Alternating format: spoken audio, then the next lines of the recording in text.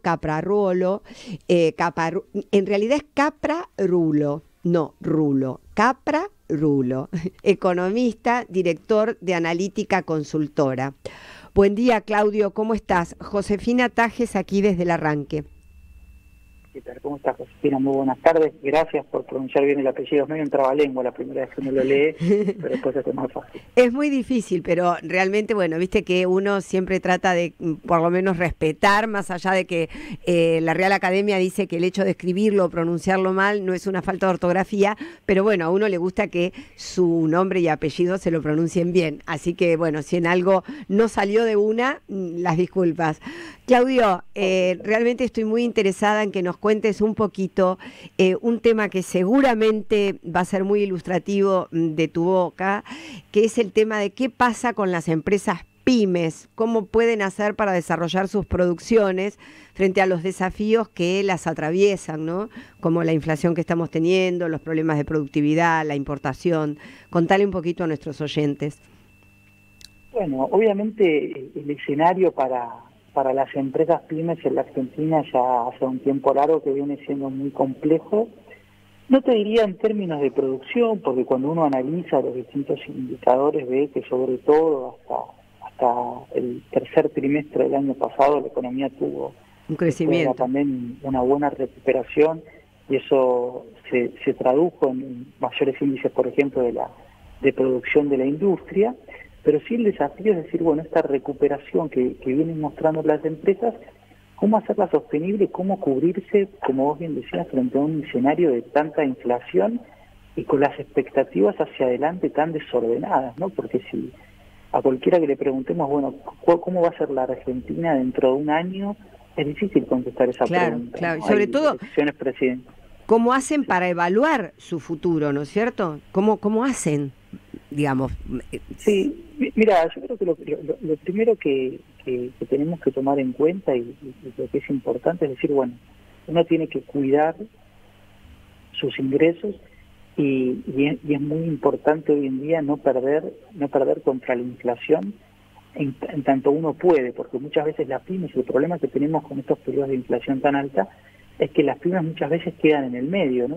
Son proveedoras de empresas grandes que no le permiten actualizar a las pymes sus precios, el costo de sus servicios de acuerdo a la inflación, y eso hace que la pyme vaya perdiendo rentabilidad mes a mes. Claro.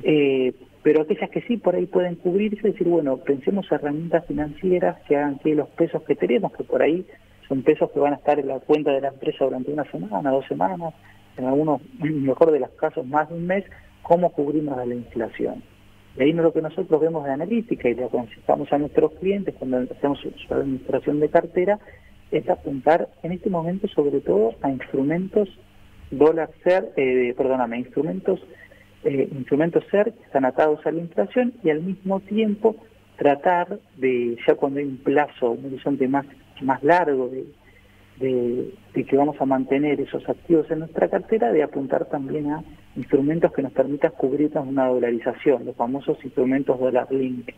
Puede ser eso tanto a través de títulos públicos como de las distintas administraciones de fondos comunes de inversión. Claro.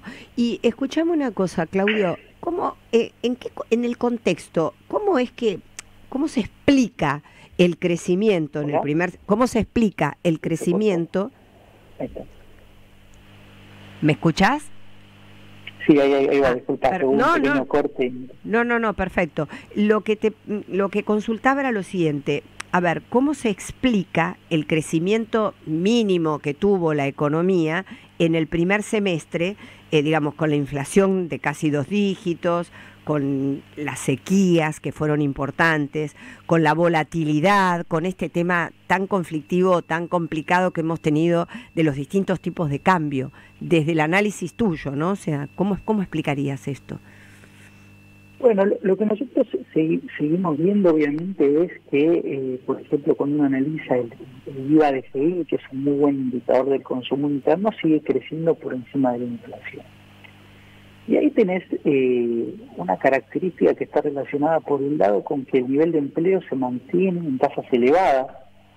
La tasa de desocupación en el primer trimestre el nivel de desocupación se mantiene en tasas bajas. El nivel de ocupación se mantiene en tasas elevadas, la tasa de desocupación fue de 6,9% en el primer trimestre del año, y eso hace que más allá de que los ingresos hayan perdido poder de compra, la masa salarial se mantenga relativamente alta, ¿sí? Claro. Al mismo tiempo, obviamente, lo que nosotros hay un efecto de que los pesos que en la calle, como uno sabe que en un mes van a perder 8% de su valor, se vuelcan más al consumo. Los niveles de consumo se mantienen altos. Me parece que la pregunta más, al menos la que yo me hago, me parece más importante, es decir, bueno, más allá de lo que haya pasado el primer trimestre y parte de este segundo, que ya lo estamos terminando, es si esta situación es sostenible hacia adelante. Y ahí es cuando uno dice, bueno, va a ser muy difícil que el gobierno logre mantener el nivel de actividad en la segunda mitad del año. ¿Por qué? Porque básicamente faltan dólares en la economía, y los dólares son el combustible, claro, tanto del consumo como de la inversión, porque gran parte de los bienes que consumimos los importamos, y porque también, por ejemplo, importamos gran parte de la maquinaria y equipo. Entonces, claro, en ese contexto, la repregunta sería, bueno, esta caída en el nivel de actividad, ¿de qué nivel va a ser? ¿Va a ser muy alta? ¿Va a ser muy grande? Bueno, creo que ahí va a depender mucho de la cintura que tenga el gobierno para administrar esta escasez de dólares, que en la segunda mitad del año se va a profundizar. Claro, y sobre todo este tema de que está aún sin resolver, qué es lo que está pasando con los fondos que el Fondo Monetario Internacional debería remitirnos, ¿cierto? O sea, qué es lo que está pasando que todavía no está resuelto, ¿no? Ese es un tema que creo que en cuanto a las reservas es significativo, porque las caídas de reservas sigue existiendo y cada vez más acelerado, ¿no? Claudio, acá Omar te va a hacer una preguntita. Claudio, muy buenos días, ¿cómo estás? ¿Cómo estás, Omar? Buenos días. Claudio, sabes que uno se pregunta siempre el tema del consumo, el tema de la situación socioeconómica de la Argentina, y también, bueno, no podemos dejar de preguntar, digo, esto es una estrategia también de distintos sectores sociales, quizás medios o medios altos, de apostar al consumo y de alguna manera no poder ahorrar porque es imposible, o simplemente es una situación que se está dando en estos últimos tiempos, producto también de la inflación que estamos atravesando. Perdóname, pero sabes que según mi corte no te escuché el inicio de la pregunta. Si por favor me la puedes repetir. No, digo, si es una estrategia el tema del consumo por parte de sectores sociales, porque uno va, por ejemplo, por la calle caminando y se encuentra con, bueno, los restaurantes llenos, la gente viaja un montón, digo, pero hay otro sector también vulnerable que por ahí no llega a fin de mes, digo, ¿esto se traduce en una estrategia de estos sectores económicos quizás de clase media o clase media alta, o es producto también de lo que estamos atravesando en Argentina? Mira, me parece que es muy buena tu pregunta y te la voy a relacionar con lo que hablábamos al principio respecto de las pymes, ¿no? Sí. Cuando uno atraviesa un régimen de alta inflación como el que estamos atravesando nosotros, la economía se vuelve cada vez más heterogénea. ¿Esto qué quiere decir? Que los distintos sectores que la forman empiezan a tener cada vez entre ellos diferencias más grandes. Entonces, así como decíamos, bueno, por ahí hoy en día a una empresa grande, a una multinacional le es más fácil pelear frente a la inflación, a las pymes les cuesta más. Bueno, esto también se traduce en los trabajadores. Como decíamos muy bien vos, los trabajadores de mayores ingresos, sobre todo aquellos que están cubiertos por paritarias, en los últimos años pudieron más o menos estar cerca de lo que pasó con el aumento en el nivel de precio general.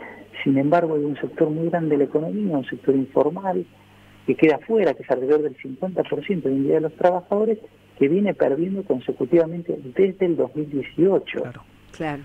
Entonces, ese sector claramente no forma parte del boom del consumo, no hay un boom del consumo porque vieron sus ingresos caídos. Entonces, ahí que me parece que hay que tomar muy en cuenta y hay que ser muy cuidadosos en esta idea de decir, bueno, está volando el consumo porque uno ve restaurantes llenos, y bueno, pero hay un sector de la sociedad que no tiene la oportunidad de decir, bueno, ¿qué hago con los pesos que me sobran? Prefiero salir a comer con la familia porque sé que, como decíamos antes, el mes que viene va a valer menos la plata, o porque no puedo acceder a comprar dólares oficiales. Hay un sector que no tiene esa posibilidad sobre la mesa. Claro, es totalmente así. Claudio, te agradezco muchísimo esta entrevista para el arranque. Realmente ha sido un gusto poder escucharte. Nos matan los tiempos de la radio, nos hubiera encantado poder seguir conversando con vos. Un placer que hayas pasado por el arranque por Radio Sónica. Para mí también lo fue, la seguimos la próxima. Un abrazo grande. Gracias, un abrazo. Claudio Capra Rulo Caprarulo, economista, director de Analítica Consultora, pasó por El Arranque.